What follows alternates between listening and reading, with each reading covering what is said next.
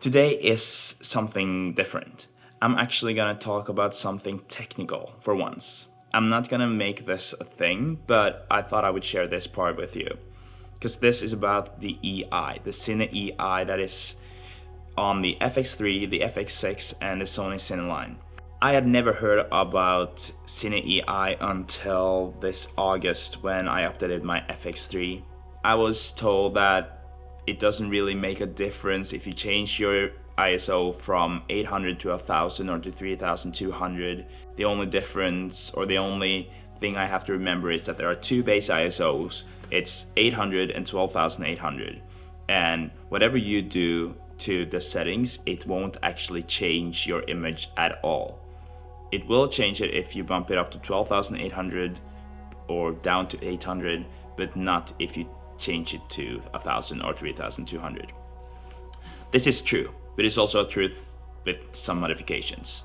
Because if you're filming, say, something where it's super bright, then you might actually benefit from going over on the EI, because the dynamic range on the highlights will improve. Same thing if it's super dark and there are not a lot of highlights, then you would maybe want to have more dynamic range in the shadows and the dark parts of your shots.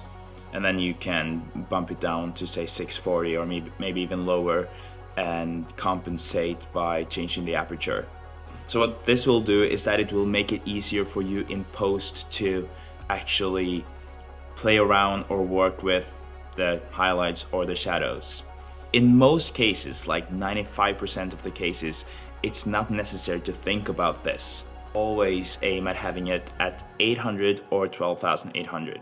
If you're like me and didn't really understand this very well, you might have had your ISO or your EI at 3200, just because it was easier to do the Cine EI quick and change it to 12,800. Sorry about that.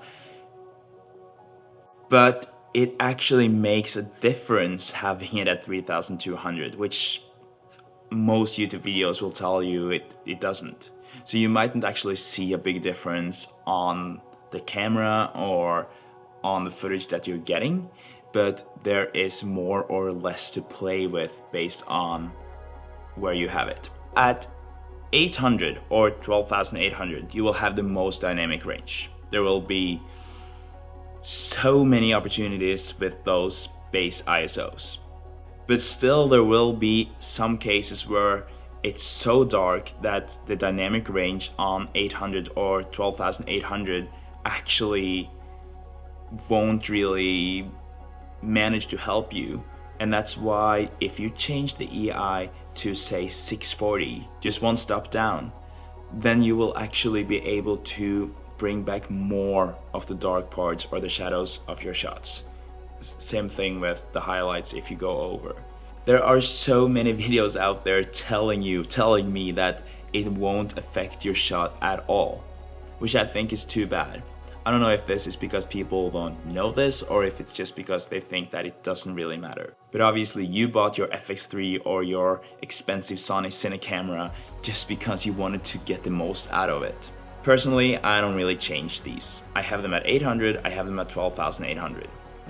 I switch between those two because usually I don't need to play more with the dynamic range than what I actually have. But just knowing that there is a difference was super important to me. And also to a lot of us coming from the normal ISO system, I think that it's easy to think that the value that we see down where it sits, EI, is the ISO. But the ISO is only changed when it's 800 or 12,800, so the EI is not the ISO, it's more changing the dynamic range of your shot.